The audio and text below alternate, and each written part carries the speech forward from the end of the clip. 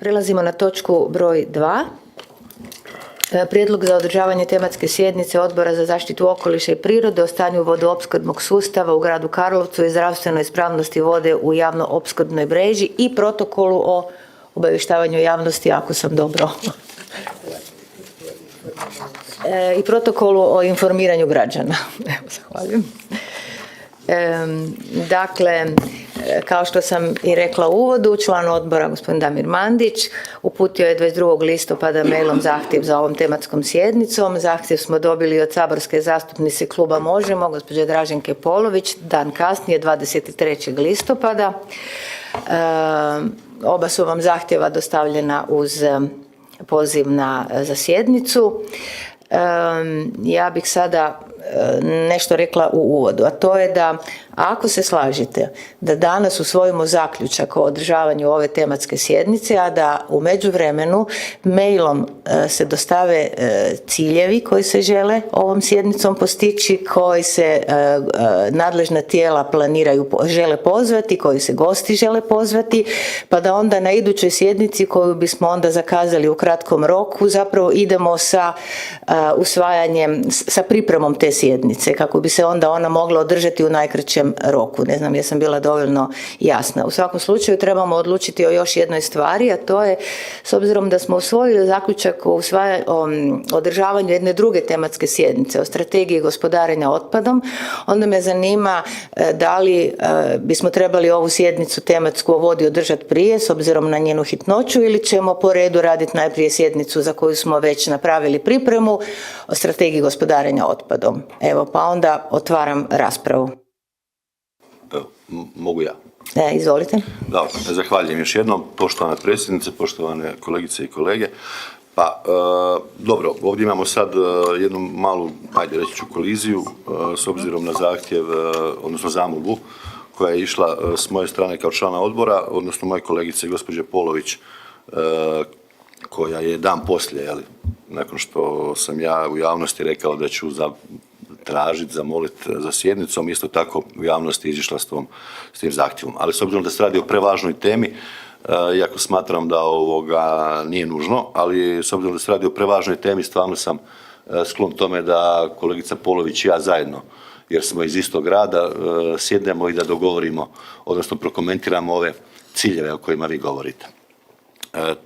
To je, evo ja ću se potruditi sa svoje strane da to odradimo, jer interes je naravno ne samo informiranje, nego i ono što je po meni bitno da imamo cjelovite informacije. Drugo, mislim da već sad je jasno, odnosno ja bih to ovdje izrekao, zamolio, zatražio, držim da na sjednici trebaju biti predstavnici stručnog povjerenstva za vodu za ljudsku potrošnju. Drugo, mislim da trebaju biti predstavnici Hrvatskog zavoda za javno zdravstvo, da li nacionalnog ili Zavoda za javno zdravstvo Karlovačke županije, to na koncu neka oni procjene, iako je to u biti jedna te ista institucija. Državni inspektorat, mislim da njima, tako je, državna inspekcija, odnosno njih treba po meni zamoliti da nam iznesu svoje viđenje i mislim da treba biti stručne službe tvrtke Vodovod i kanalizacija. To je nekakav okvir koji je po meni ključan. Dalje, držim isto tako da ovo moje malo inzistiranje na informiranju građana, da ne bi ispalo negdje u eteru da ja, ne znam, nekome želim zabraniti da on govori ono što misli ili ono što on tvrdi, dapače. Ali isto tako držim da ova naša tema koja je realna, znači nitko tu ne bježi od toga da su se ta zamućenja dogodila. Evo recimo vama za informaciju, u zadnjih 5 dana bile su 4 prijave na području cijelog grada Karlovca, od te 4 čini mi se da je jedna bila opravdana, 3 neopravdane. U zadnjih 15 dana Zavod za javno zdravstvo je napravio 22 analize, ne samo ovu primarnu, nego i na mangan i na željezo. 19 ih je potpuno sukladno, jedan nije, i to ne na mangan i željezo, nego na neku mikrobiologiju, ali ta mikrobiologija nije sporna u odnosu na zdravstvenu ispravnost vode i čekaju se još 2 nalaza. Tako da u javnosti je percepcija da je stvarno drama, ali držim da to naravno nije tako. U tom kontekstu bi ovaj dio oko informiranja građana, naime, bilo bi dobro i svim ovim tijelima, odnosno ovim institucijama koje bi pozvali da se oni sa svoje strane očituju o svojim obvezama informiranja građana. Mislim da je to bit ovog informiranja građana, pogotovo u jednom dijelu, i mi to u našim izjavama prema građanima stalno ponavljamo, znači zašto ova 4 tijela? Zato što su sva 4 tijela već 5 mjeseci uključena u taj problem. Znači to nije sad da je tamo netko nešto radio sam ili da je netko onako po svom, ono što se kaže, osjećaju nešto radio. Jako te procedure su poprilično složene, tako da evo, to bi bila intencija s moje strane što se tiče točke dnevnog reda.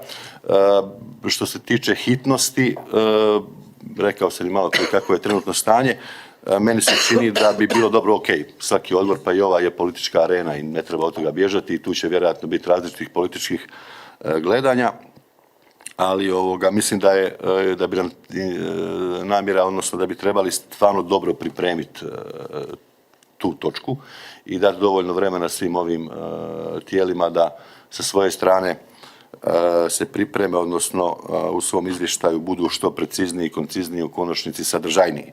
Tako da što se tiče samog roka, ako bi mi mogli danas ići s nekakvih, 15 dana da se pripreme, znači da onda na nekoj sljedećoj sjednici donesemo termin kad bi bila ta točka. Evo, to je neka moj prijedlog. Hvala lijepo. Evo pa, ja ću ponoviti još jednom, pa da bismo onda mogli danas usvojiti zaključak. Vi predlažete da se nađete zajedno sa gospođom Polović, koja je također predložila tematsku sjednicu, i da vidite koji su to ciljevi i koje su to tijela koja... Da, izvolite. Ja ću se s njom danas vidjeti dobro. Ja ću se s njom danas vidjeti je li ona na to, u biti ne znam koje su njene namjere, iskreno. Nismo razgovarali. Mislim da tu se ne trebamo nešto posebno razdvajati, ali načelno mislim vjerujem da je i kolegica Polović na tragu ovih mojih nekih izlaganja, ali evo, dopustite mi da se ja danas s njom vidim i tijekom sutrašnjeg dana ćete dobiti s moje strane pisanu zamolbu, ali ne vidim razloga da za koji danas ne donesemo ne vidim razloga da ove 4 institucije mi već narednih dana ne zatražimo nekakva njihova mišljenja, očitovanja, odnosno ono što oni imaju reći po ovoj temi. Samo što do sada smo imali drugačiju praksu, ja ću ponoviti još jednom. Nakon što bi usvojili zaključak o održavanju tematske sjednice, onda smo održali sjednicu na kojoj smo usvojili nužnu pripremu. Znači, dogovorili smo se koga ćemo zvati, ko su ta nadležna tijela. Pa onda, ako se recimo vi dogovorite zajedno sa gospođom Polović, onda možemo taj korak preskočiti. Znači, da kažete ko su tijela koja ćemo zvati i tražiti mišljenje, ko su gosti koji želite pozvati i koji su ciljevi. I onda možemo izbjeći ovu drugu sjednicu za pripremu i onda možemo naložiti... Ako se ja i kolegica Polović govorimo, ja vjerujem da hoćemo, onda ćemo preskočiti taj korak koji... Može tako? Može. Hvala lijepo. U redu, i još bih samo rekla kako zaista u ovom zakonu o vodi za ljudsku potrošnju, i vi ste spomenuli stručno povjerenstvo koje zaista bi trebalo pozvati, on baš postoji onako koje tijelo je dužno u takvim situacijama što učiniti, tako da ćemo pozvati sva nadležna tijela da se očituju o tome, znači sve ove koje ste naveli. Evo, onda bih zaključila raspravu i dala na glasanje sljedeći zaključak. Prihvaća se održavanje tematske sjednice Odbora za zaštitu okoliša i prirode o stanju vodoopskrbnog sustava u gradu Karlovcu i zdravstvenoj ispravnosti vode u javno-opskrbnoj mreži te protokola o informiranju građana. Tko je za? Ima li netko protiv? Ima li netko suzdržan? Nema. Ovime konstatiram da je točka jednoglasno usvojena.